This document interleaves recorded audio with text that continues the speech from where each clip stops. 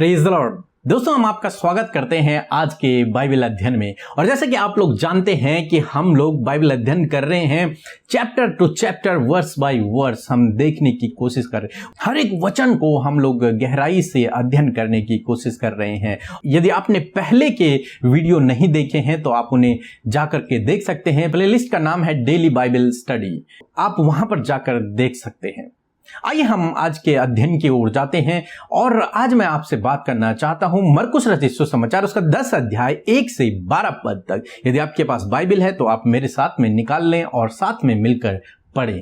फिर वह वहां से उठकर यहूदिया की सीमा में और यरदन के पार आया। भीड़ उसके पास फिर इकट्ठी हो गई। वह अपनी रीति के अनुसार उन्हें फिर उपदेश देने लगा। जब फरीसियों ने उसके पास आकर उसकी परीक्षा करने को उससे पूछा, क्या यह उचित है कि पुरुष अपनी पत्नी को त्यागे? दोस्तों, यहां पर कुछ इस प्रकार से हुआ, जब प्रभु यीशु मसीह भीड़ को उपदेश दे रहे थे, तभी कुछ फरीसियों ने प्रभु यीशु मसीह से एक सवाल पूछ लिया, जो कि आज की डेट में बहुत कॉमन सवाल है। प्रभु यीशु मसीह से उन्होंने पूछा, क्या यह उचित है कि एक पुरुष अपनी पत्नी को त्याग दे? यानी कि दूसरे शब्दों में यदि कहा जाए कि वो अपनी पत्नी से तलाक कर दे, या फिर पत्नी पति से तलाक कर दे, या फिर पति पत्नी से तलाक कर दे, क्या ये तलाक करना उचित है?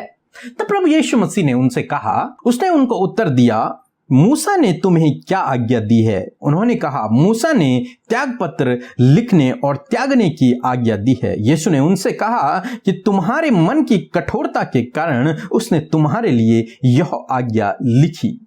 दोस्तों, यहां पर जब प्रभु यीशु मसीह ने उन्हें जवाब दिया तो प्रभु यीशु मसीह ने कहा कि व्यवस्था क्या कहती है। मूसा का कहने का मतलब है कि व्यवस्था क्या कहती है, नियम कानून क्या कहते हैं। तो उन्होंने कहा, नियम कानून तो ये कहते हैं, व्यवस्था तो ये कहती है कि तुम त्याग सकते हो। तब प्रभु यीशु मसीह ने कहा कि उसने ये कानून तुम्हारे लिए इसलिए लिखा क्योंकि तुम्हारे मन बहुत कठोर थे, इसलिए उसने इस बात को तुम्हारे लिए लिखा। परंतु परमेश्वर ऐसा नहीं चाहते हैं। आगे प्रभु यीशु मसीह ने बताया कि परमेश्वर क्या चाहते हैं, परमेश्वर की इच्छा क्या है। आगे हम लोग पढ़ते हैं कि पर सृष्टि के आरंभ से परमेश्वर ने नर और नारी करके उनको बनाया है। इस कारण मनुष्य अपने माता पिता से अलग होकर अपनी पत्नी के साथ रहेगा और वे दोनों एक तन होंगे। इसलिए वे अब दो नहीं पर एक तन हैं। इसलिए जिसे परमेश्वर ने जोड़ा है उसे मनुष्य अलग न करे।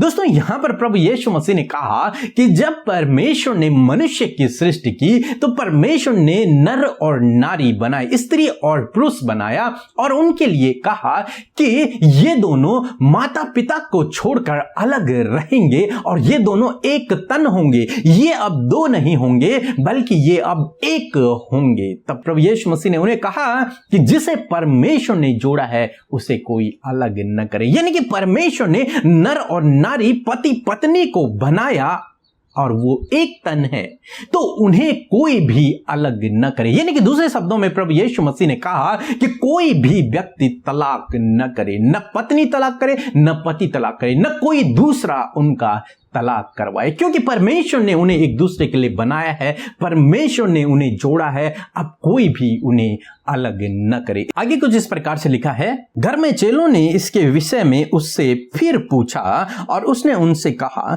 कि जो कोई अपनी पत्नी को त्याग कर दूसरी से विवाह करे तो वह उस पहली के विरोध में व्यभिचार करता है, और यदि पत्नी अपने पति को छोड़कर दूसरे से विवाह करे तो वह व्यभिचार करती है। यानी कि दूसरे शब्दों में यहां पर प्रभु यीशु मसीह ने कहा, यदि कोई पति अपनी पत्नी के रहते हुए वो दूसरी शादी कर लेता है, पहले को छोड़कर वो दूसरी शादी कर लेता है, तो वो व्यवस्था के विरोध में, परमेश्वर के विरोध में गुनाह करता है, वो गलत करता है। और यदि पत्नी भी इसी प्रकार करती है तो वो गलत करती है। यानी कि कोई अपने पति या पत्नी को छोड़कर दूसरी शादी करता है तो वो गलत करता है, वो परमेश्वर के नजरों में गलत है। प्रेरित पौलुस भी इस बात को कहते हैं। पहला कुरिन्थियों उसके 7 अध्याय 10 और 11 पद में हम लोग देखते हैं, कहते हैं कि प्रभु ने यह आज्ञा दी है कि कोई भी पति अपनी पत्नी को न त्यागे या फिर पत्नी अपने पति को न त्यागे, वो दोनों अलग अलग न हो, और यदि किसी कारण से वो अलग अलग हो गए हैं तो वो फिर से मेल मिलाप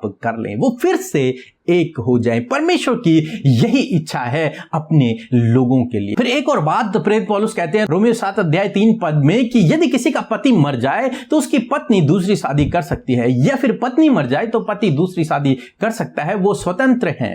परंतु जब तक पति जीवित है या फिर पत्नी जीवित है तो उन्हें दूसरी शादी करना उचित नहीं है, या फिर तलाक करना उचित नहीं है। पहली को तलाक देकर दूसरी से शादी करना उचित नहीं है। यानी कि परमेश्वर प्रभु यीशु मसीह इस बात की आज्ञा नहीं देते हैं कि हम पत्नी के रहते हुए दूसरी शादी करें या फिर उसे छोड़कर हम दूसरी शादी करें। जब तक कि किसी का पति या पत्नी मर न जाए तब तक वो दूसरी शादी नहीं कर सकता। प्रभु यीशु मसीह यहां पर ये हमें सिखाना चाह रहे हैं, और प्रभु यीशु मसीह कहते हैं कि जिन्हें खुदा ने जोड़ा है उन्हें कोई भी अलग न करे। दोस्तों, आपकी यदि शादी हो गई है, आप पति पत्नी हैं, तो आप अपने मन में इस बात को बिठा लें कि आपको परमेश्वर ने ही जोड़ा है। परमेश्वर ने आपको एक दूसरे के लिए बनाया है। आप दोनों अलग अलग नहीं बल्कि एक तन हैं। अब आप बाइबल के अनुसार एक हैं।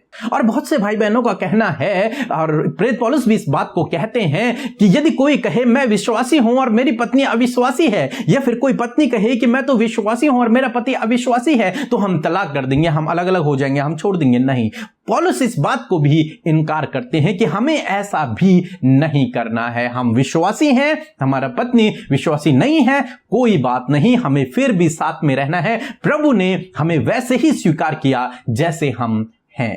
यानी कि जो हमारी फैमिली है उसी में प्रभु ने हमें चुना है, उसी से प्रभु ने हमें बुलाया है। इसलिए हमें किसी को छोड़ने की आवश्यकता नहीं है। इस कारण हमें तलाक देने की या फिर छोड़ने की, अलग होने की आवश्यकता नहीं है। जब तक हम रह सकते हैं हम साथ में रहें।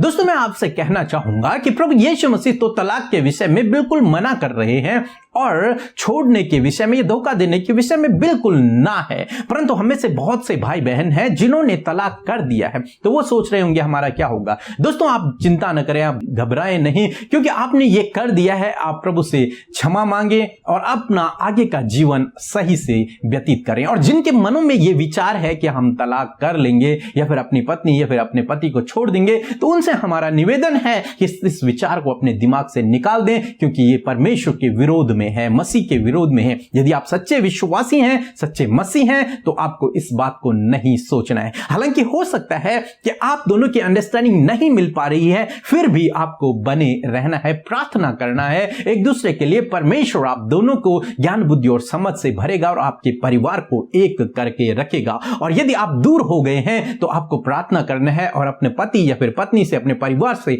मेल मिलाप कर लेना है। तो दोस्तों, आप इन बातों का विशेष ध्यान रखें। यदि आप मसीह में हैं, तो यदि आप प्रभु यीशु मसीह के चेले हैं, प्रभु यीशु मसीह के पीछे चल रहे हैं, तो आपको इन बातों का ध्यान रखना है। तलाक के बारे में न सोचें, अपने पति या पत्नी को छोड़ने के बारे में न सोचें, किसी और व्यक्ति के बारे में भी ना सोचें। आजकल ये बात बहुत कॉमन है कि हमें अब पति अच्छा नहीं लग रहा, इसलिए हम तलाक लेना चाहते हैं या फिर उन्हें छोड़ना चाहते हैं। पत्नी अब हमें पसंद नहीं आ रही है, उसके विचार हमें पसंद नहीं आ रहे हैं, इसलिए हम तलाक लेना चाहते हैं। बच्चे नहीं हो रहे हैं, इसलिए हम तलाक लेना चाहते हैं या फिर एक दूसरे को छोड़ना चाहते हैं। परंतु मैं आपसे कहना चाहूंगा, यदि आप मसीह में हैं, यदि आप प्रभु यीशु मसीह के पीछे चल रहे हैं, तो आपको ये सब नहीं करना है।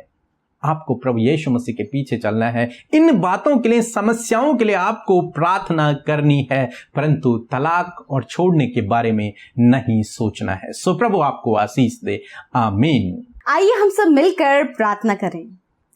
धन्यवाद धन्यवाद धन्यवाद करते हैं जीवित अनुग्रहकारी हमारे प्रभु यीशु, हमारे पिता। हम आपका धन्यवाद करते हैं, आपकी उपस्थिति में आते हैं यीशु, और धन्यवाद करते हैं कि आपने हमें यह समय दिया कि हम सब मिलकर बाइबल अध्ययन करें। प्रभु धन्यवाद इस बाइबल स्टडी के लिए प्रभु जी, जो हम सब ने मिलकर की। और प्रभु धन्यवाद आपके वचन के लिए, जिस वचन ने प्रभु जी हमारी आत्मिक आंखों को खोला, हमारे विचारों को परिवर्तन होने के लिए प्रभु आपने हमें शिक्षा दी। प्रभु हम आपका धन्यवाद करते हैं। प्रभु सच में प्रभु, यदि आज ये विचार प्रभु यीशु मसीह, प्रभु तलाक का विचार, एक दूसरे को त्यागने का विचार, या फिर प्रभु जो भी मिसअंडरस्टैंडिंग्स इनके लाइफ में, हस्बैंड वाइफ के लाइफ में है, मेरे खुदा आपसे विनती है मेरे परमेश्वर प्रभु कि आज ये विचार, आज ये तलाक का विचार, आज ये छोड़ने का विचार यीशु मसीह के नाम से इनके जीवन से चला जाए। खुदावन प्रभु, ये तेरी व्यवस्था के विरोध में, तेरे विरोध में किसी भी प्रकार का अपराध न करें, वरन प्रभु ये अपनी पत्नी पत्नी से, अपने पति से अपने समान प्रेम करें, एक दूसरे को सम्मान दें, एक दूसरे को अंडरस्टैंड करें, एक दूसरे के लिए प्रार्थना करें। लॉर्ड, ऐसा आप इनके जीवन में करें। हाँ प्रभु, आपके वचन ने हमारी बातों को प्रभु क्लियर किया है। प्रभु, आपने क्लियर किया है कि क्या सही है। हाँ प्रभु, जो सही है उन बातों को आपके बेटे बेटी हम सब मिलकर इस बात को फॉलो करने पाए। प्रभु जी, आप सहायता मदद करें, आप पवित्र आत्मा की शक्ति और सामर्थ दें। यदि प्रभु जी किसी के हस्बैंड और किसी की वाइफ प्रभु पिता विश्वास में, परंतु प्रभु उनके हस्बैंड वाइफ विश्वास में नहीं है, आपसे प्रार्थना है, आपने वचन में कहा है कि एक विश्वासी पत्नी के द्वारा उसका पति बचा लिया जाएगा और एक विश्वासी पति के द्वारा उसकी पत्नी बचा ली जाएगी। लॉर्ड, आपसे प्रार्थना करते हैं कि इस वचन को आप इनके जीवन में पूरा करें। प्रभु, एक दूसरे को छोड़ने का विचार इनके जीवन से चला जाए, एक दूसरे को त्यागने का, तलाक लेने का विचार चला जाए। प्रभु, एक दूसरे को धोखा देने का विचार चला जाए, दूसरी मैरिज करना या फिर दूसरे से संबंध रखने का विचार यीशु के नाम से चला जाए। खुदावन, ये जिस रिश्ते में आपने इन्हें बांधा है उसमें ही विश्वास योग्यता के साथ चलने पाए। प्रभु, आप इन्हें ब्लेस करें। धन्यवाद करते प्रभु, यूं ही हम आपके वचनों को सीखते रहें, उसे अध्ययन करते रहें, आपके वचन के द्वारा और गहराई से परमेश्वर हम जान सके। परमेश्वर, यीशु के नाम से मांगते हैं, आमीन, आमीन और आमीन।